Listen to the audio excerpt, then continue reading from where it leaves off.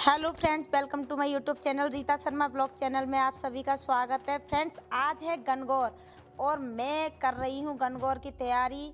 तो गणगौर वाले दिन भाई पकवान तो हर किसी के घर पे बनते ही हैं। बिहान को खानी थी कचौड़ियाँ, बोला मम्मा आप पूड़ी वगैरह मत बनाइए, ओनली कचौरी बना लीजिए। तो मैंने उसके लिए भाई कचौरियाँ बनाई और उसको तैयार होने के लिए बोल दिया। तो बिहान खुद ही नहा धो करके तैयार हो गया, क्योंकि मुझे भी कॉलेज जाना था, मुझे भी देर हो जाती कॉलेज जाने के लिए। इस वजह से मेरा बेटा खुद ही तैयार हो गया, खुद ही उसने सारे कपड़े पहन लिए। बस मुझे उसका लंच लगाना है। और फिर क्या हुआ कि अचानक से बारिश होने लग गई। इस वजह से विहान ने वेट किया और मैं भी खाना बनाने में थोड़ा सा लेट हो गई थी। थोड़ा नहीं, थोड़ा सा ही हुई थी, 5 मिनट बस। उसका लंच नहीं लग पाया था, तो मैं शूट कर रही थी। तो देखिए विहान क्या कह रहा है, मम्मा पहले मेरा लंच लगा दीजिए, बाद में मेरे से मोबाइल से शूट करवा लेना, क्योंकि मैं लंच बॉक्स भूल गया तो दिक्कत हो जाएगी, मेरा लंच कौन पहुंचाएगा। तो मैंने कहा बेटा टेंशन मत ले, मैं तेरा लंच पहुंचा दूंगी कैसे भी, तू लेकर जाना। बच्चे को इतनी टेंशन हो जाती है हद से ज़्यादा। तो आप लोगों को कचौरियाँ कैसी लगती हैं कमेंट करके ज़रूर बताना। देखिए यहाँ पर मेरी खस्ता खस्ता कचौरियाँ बन करके तैयार हो रही हैं।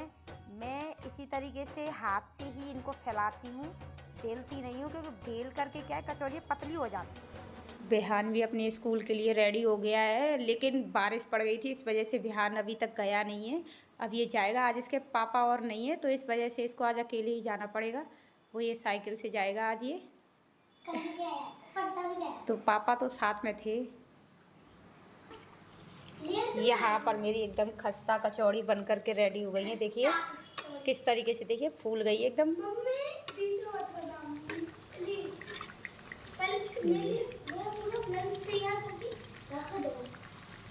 देखिए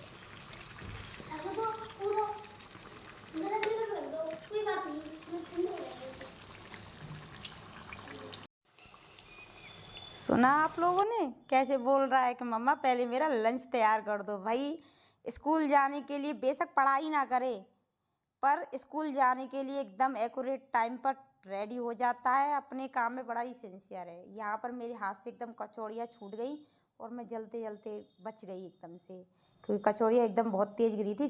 तेल के छींटे भी देखिए दीवार पर कितने सारे आ गए हैं, पर मैं बच गई, थोड़ा सा दूर उठ गई थी मैं। और कचौड़ियाँ मेरी लगभग सिक गई है। फिर इसके बाद में मैं बनाऊंगी गुना।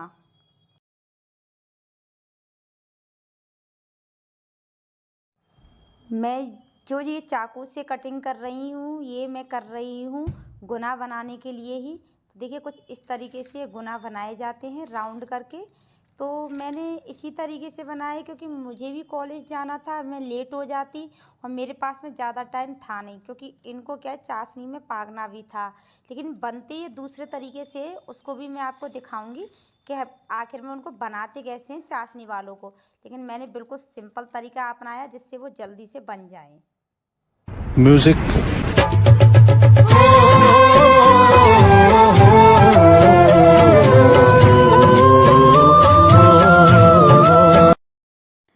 वीडियो अगर पसंद आई हो आपको तो एक रेड हार्ट कमेंट कर दीजिएगा।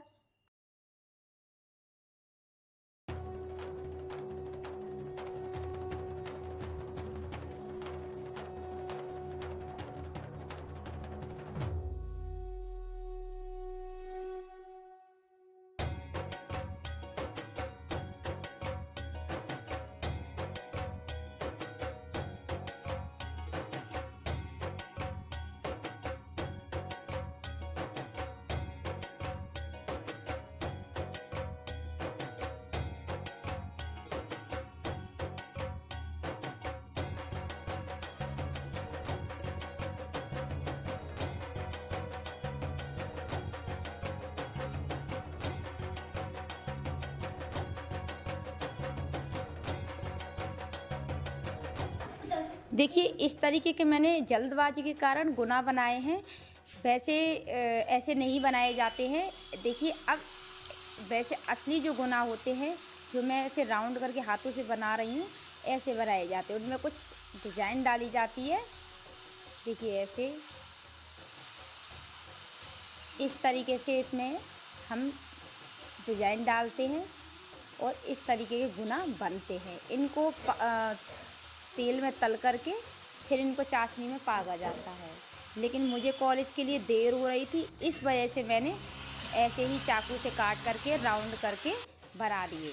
तो ये मुझे सरल भी लगा और बहुत जल्दी से बन भी गए आसानी से। तो फ्रेंड्स, मैंने इसमें मैदा और आटा दोनों चीज़ें मिक्स करके बनाई है, ओनली मैदा के नहीं बनाए हैं। इसके आटे में मैंने थोड़ी सी रिफाइंड मोयन के तौर पे डाल ली थी, तो इसकी वजह से वो थोड़े से सॉफ्ट हो जाते हैं। तो ये बन रही है मेरी चाशनी, जिसमें मैं इनको गुनाहों को डाल करके पकाऊंगी। और ये रहे मेरे गुना। तो देखिए चाशनी हमारी बन गई है। मैंने सारे गुना इसमें डाल करके अच्छे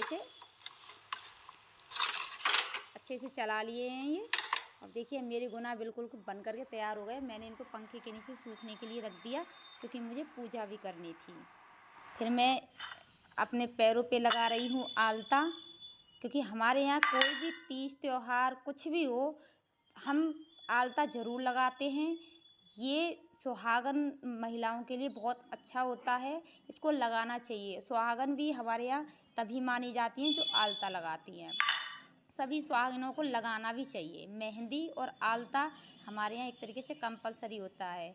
अगर बेटी अपने मायके जाती है तब भी आलता लगा कर जाएगी। हमारे यहाँ पर बिना आलता लगाए नहीं जाती है। ये हमारे यहाँ की रीति रिवाज है। देखिए सबके यहाँ के अपने अपने अलग अलग रीति रिवाज होते हैं।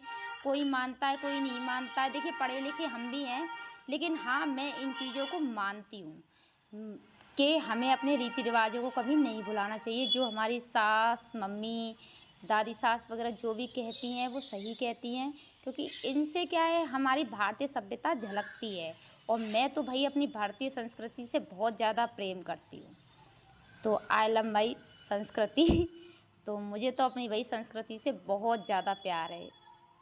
तो इस तरीके से आपको लगाना चाहिए। तो बहुत मेरे को मतलब एक ने कमेंट करके बोला था कि ये तो बिहार में लगाते हैं, बिहारी लोग लगाते हैं। नहीं, ऐसा कुछ नहीं है।